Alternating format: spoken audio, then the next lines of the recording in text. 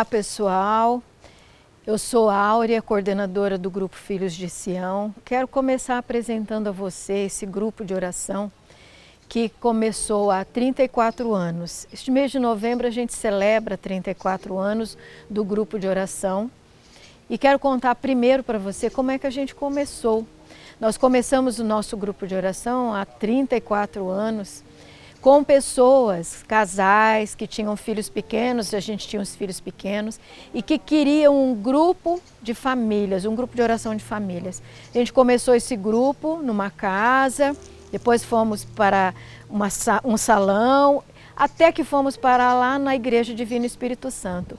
Ali ficamos por quase 30 anos, nós ficamos lá ali na Igreja Divino Espírito Santo. Fomos convidados pelo padre, o Monsenhor Bernardo, que nos chamou para ir lá. E assim nós ficamos, buscando a Deus, orando, colocando as nossas famílias e vivendo os nossos problemas de família, que toda família tem os seus problemas, e nós sempre buscando a Deus. Assim ficamos por mais de 30 anos e hoje continuamos com o nosso grupo de oração, agora em outro local, mas continuamos com ele. E esse ano, agora comemorando 34 anos em novembro, nós vamos estar colocando para vocês ensinamentos dos nossos fundadores. Nossos fundadores, a Cirlei Teles, o Raul Pimenta, foram os nossos coordenadores que começaram os nossos grupos de oração, nosso grupo de oração. Eles faleceram em um acidente há mais de 20 anos também, mas deixaram para nós um legado muito importante da pregação, do poder do Espírito Santo, muitos ensinamentos, e eu quero colocar para vocês. Nós vamos estar começando a colocar os ensinamentos deles, que a gente está selecionando, e eu convido você a estar assistindo. Nós vamos, a cada semana, colocar um novo ensinamento. Convido você a aprender com eles. Vamos aprender com os nossos fundadores. Fecha os teus olhos e canta. Vinde, ó Espírito Santo, enchei os corações dos vossos fiéis. Acendei neles o fogo do vosso amor. Envia, Senhor, o seu Espírito. Enviai o vosso Espírito, para que tudo seja criado. Renova, Senhor. Renovareis a face da terra. Acendei neles o fogo do vosso amor. Envia, Senhor, o seu Espírito Santo. Enviai o vosso Espírito. Recria todas as coisas. Recria, Senhor. Renovareis a face da terra. Vinde, ó Espírito Santo. Vinde. Vem, ó Espírito de Deus. Ó Espírito Santo.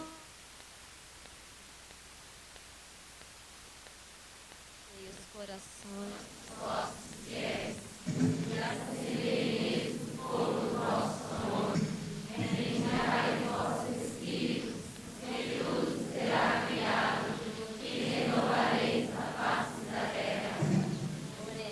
De olhos fechados, estende a sua mão, toca a pessoa da sua direita e vai dizer apenas: vinde, Espírito Santo.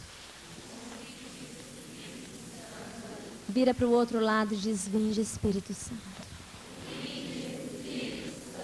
Coloca a mão no seu coração e diga: vinde, Espírito Santo. Amém.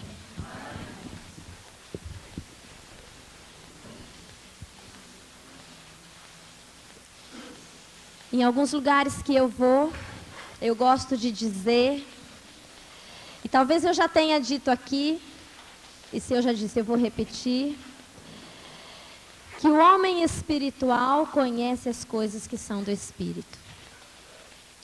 O homem que é carnal conhece as coisas que são da carne.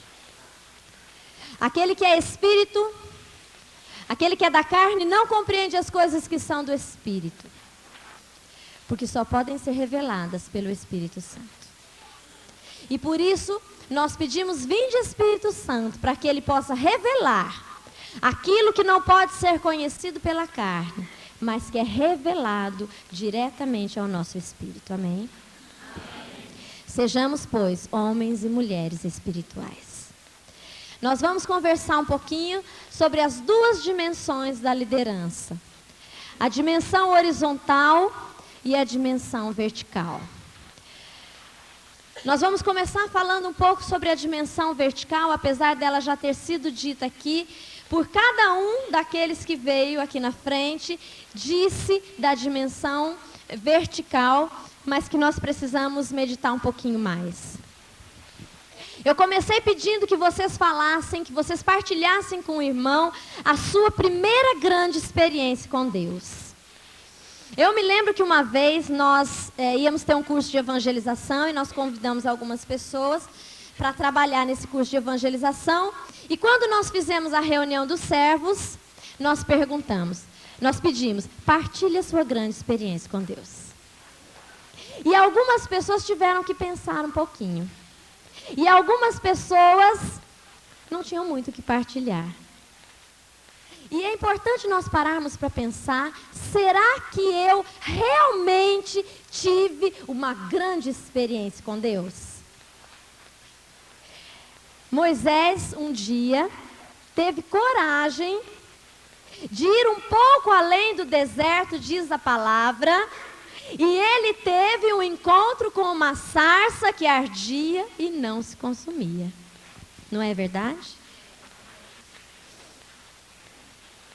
E assim, grandes homens.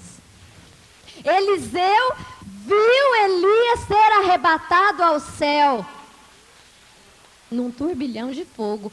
É ou não é o que diz a palavra de Deus? Paulo viu uma luz tão grande que caiu do cavalo. Tamanha experiência de Deus na vida deles. Eu creio que se passassem 100 anos, Paulo ainda ia dizer: eu vi uma luz e uma voz que falou comigo e eu caí. E Moisés ia dizer: eu vi uma sarça que ardia e não se consumia. E Eliseu diria: eu vi Elias que foi arrebatado ao céu. E até hoje não se sabe onde está o corpo de Elias, porque Elias foi arrebatado ao céu.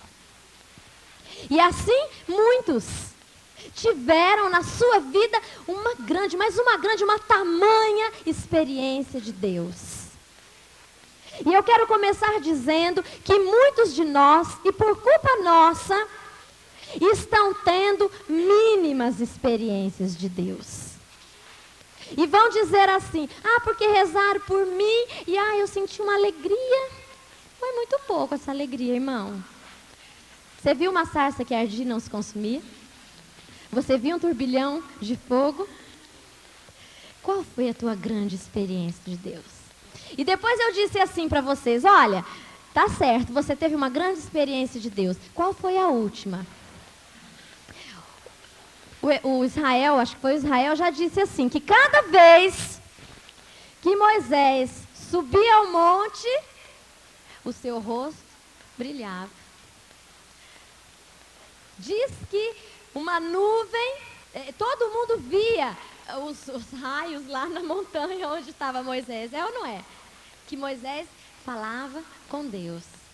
E às vezes pode ser que nós tivemos uma grande experiência de Deus, mas uma extraordinária experiência de Deus e nunca mais nenhuma. Ainda o Israel falou brincando assim: tem gente que vai repetir a mesma. Pode ser. Né? Quando você fala assim da última, sabe por quê? Porque a primeira, ela é tão linda, ela é tão marcante, mas pode ser que a gente não teve mais nenhuma tão grande assim. E na hora de partilhar, a gente tem que pensar um pouquinho. Porque quando eu falei de grande experiência com Deus, eu não disse se você ficou feliz ou não. Tem que ser uma grande experiência de Deus. Sabe por quê? Porque é ela que vai te segurar. no momento da provação. É ela que vai dizer para você, não desista, continue. Você viu o Senhor, você esteve com o Senhor, você sentiu o Senhor. Eu fico muito triste quando as pessoas hoje em dia, já devo ter falado isso talvez aqui, no curso de evangelização ou em algumas coisas, dizem assim: olha, não tem importância se as pessoas não sentirem nada, tá certo? Eles não falam isso no Encontro dos Servos. Não tem importância não, tá? Uma hora você vai sentir a presença de Deus. Sabe o que é isso? É o medo tão grande que você tem que não aconteça nada, que você já está avisando. Se não acontecer nada, não desista. Continue. Sabe por quê? Porque quando Deus vem na vida da pessoa, Ele vem desse jeito, como uma sarça que arde e não se consome, como um turbilhão de fogo, como aquele que cai do cavalo porque vê uma grande luz. Antigamente nós gostávamos muito, porque quando ia ter as efusões do Espírito Santo, tinha umas coisas tão extraordinárias que a gente chegava a ter medo até. A gente ficava até com um pouco de medo do que é que ia acontecer comigo, porque eu estava vendo o que estava acontecendo com o outro lá. Era tamanha a graça de Deus, a presença de Deus, era extraordinário. E eu quero dizer que é isso que Deus quer, que tenhamos com Ele. Sabe por quê? Porque se você não teve uma grande experiência de Deus, você não vai poder dizer para o seu irmão, Deus dá uma grande experiência. Aí você vai dizer, não desista, meu irmão, uma hora Deus vem. Você vai dizer isso, porque nem você tem certeza que Deus vem com tamanha força na vida do irmão. Nós fazemos isso. E é por isso que a primeira coisa que o líder precisa ter tido é uma grande experiência de Deus.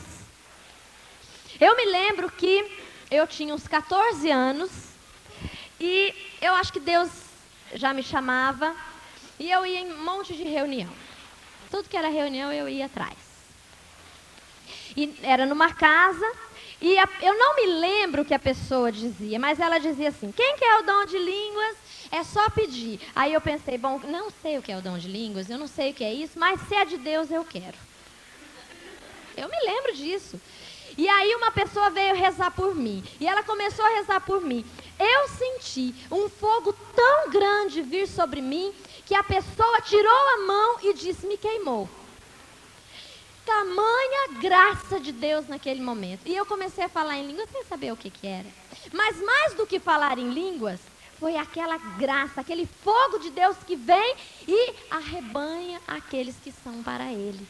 E eu quero dizer, se você não teve, não tem importância. Eu vou dizer como aquele, ainda peça que Deus pode te dar. Eu acredito. Por quê? Porque você fala, está em você a experiência que você teve de Deus. E aí você vai dizer, vai porque Deus faz. Eu sei porque Ele fez comigo, Ele vai fazer com você também.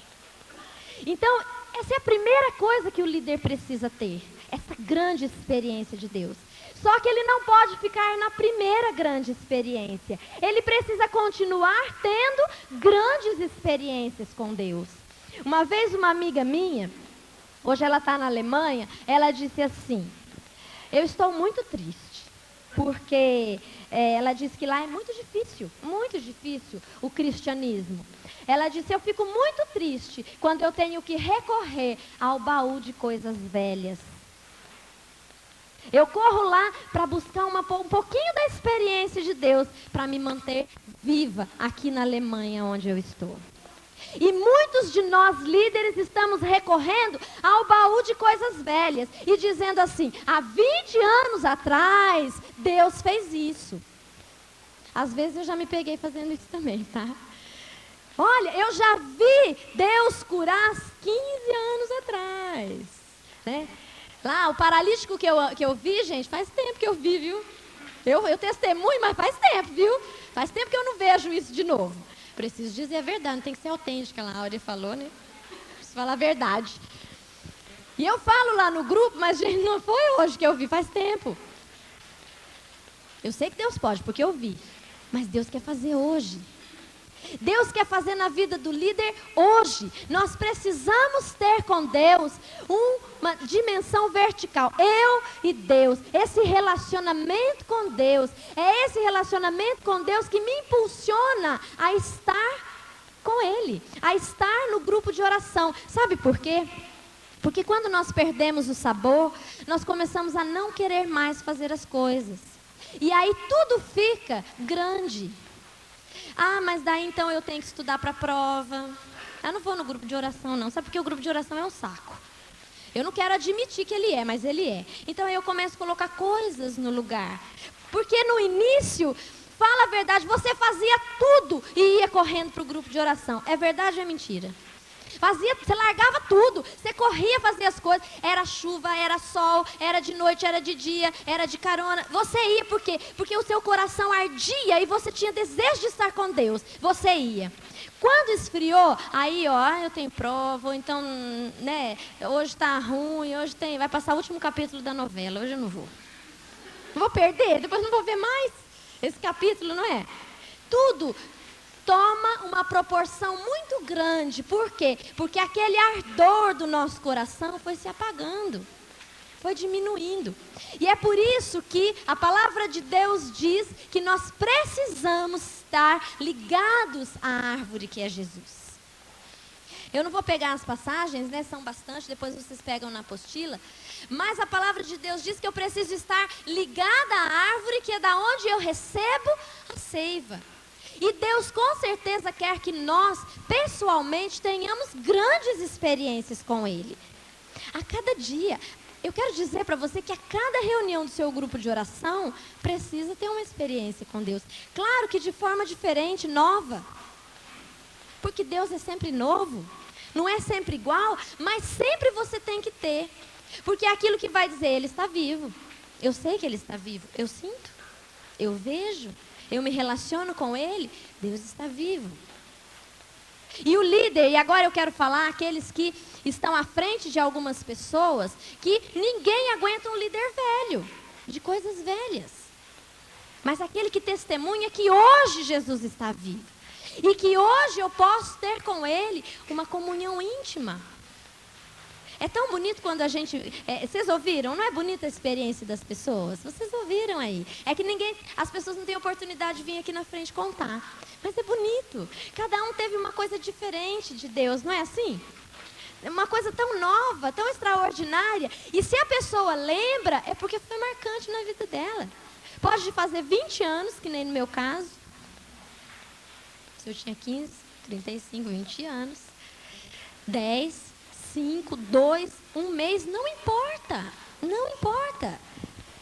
Importa que ela está viva ali dentro. E se você for falar, é capaz de você sentir a mesma coisa que você sentia naquele dia. Tamanha graça de Deus. Precisamos ter uma relação com Deus. Não só termos uma relação com Deus, mas permanecermos em Deus. Eu fico pensando, eu não consigo seguir muito a ordem não, depois vocês leem a apostila, tá? Eu fico pensando que ninguém pode dar aquilo que não tem. Se eu não estou em Deus, eu não posso dar de Deus. E eu começo a dar de mim.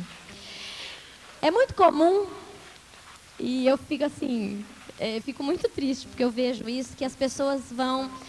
pedir um atendimento. Reza por mim aqui, ô Luciane, reza por mim. Aí sabe o que a gente começa a fazer? O povo de Deus faz isso. Olha, eu acho. E começamos a achar. Você não tem nada de dar de Deus? Aí eu começo a achar um monte de coisa e falar o que eu acho. Olha, no seu caso, eu acho que você devia fazer isso. Eu acho que você devia fazer aquilo. Sabe por quê? Está vazio de Deus. Porque cristão não acha nada. Cristão dá de Deus. Eu dou de Deus. E Deus não sabe o que o outro precisa? Exatamente o que o outro precisa? Então eu não tenho que achar nada. Eu não preciso achar nada. Eu dou de Deus que está em mim. E para isso eu preciso permanecer em Deus. E aí é aquilo que o Israel falou. Esse módulo, é módulo? É módulo que fala? É nada sem os dois anteriores. Sem a vida de oração, de intimidade com Deus, de caminho com Deus, eu não vou ter nada. Porque eu não vou ter experiência de Deus. Quais são os momentos em que você tem uma experiência de Deus? Quando você está com o coração colado em Deus.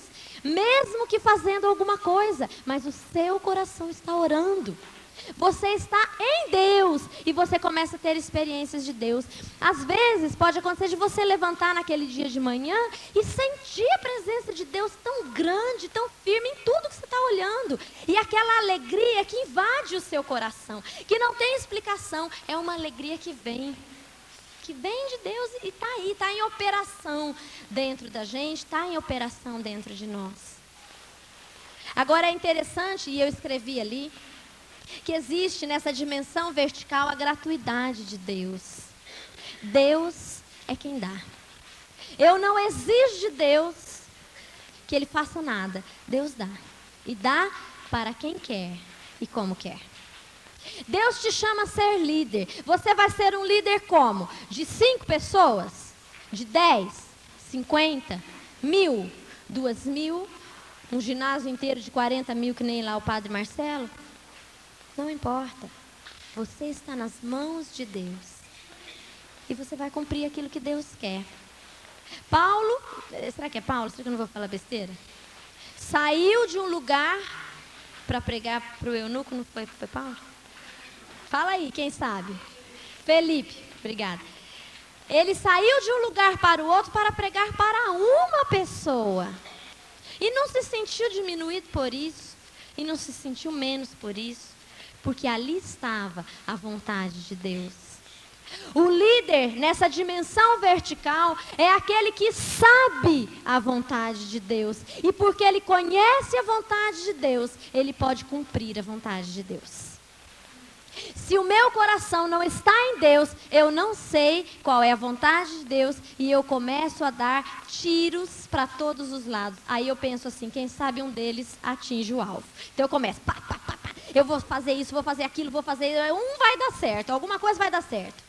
Não é assim? Ou então, isso aí acontece no desespero lá em casa também. É novena disso, novena daquilo, cerco disso, cerco daquilo, jejum, vigília, porque alguma coisa vai dar certo, vai resolver o seu problema. E você começa então a atirar. O líder cristão, aquele que nós estamos falando aqui, nessa dimensão vertical, é aquele que sabe a vontade de Deus para mim. Conhece a vontade de Deus e não sai atirando a esmo, porque ele sabe exatamente aonde é que ele precisa atirar. Para isso, ele precisa permanecer em Deus. E que nenhum de nós caia na tentação de acharmos que somos um ramo bonito demais e não precisa da árvore. Porque nós nascemos Renovação Carismática Católica. Você nasceu aqui e de repente você começa a achar que é um ramo bonito demais e você não precisa mais da Renovação Carismática Católica. Meu irmão, você vai morrer. Porque essa é a tua árvore.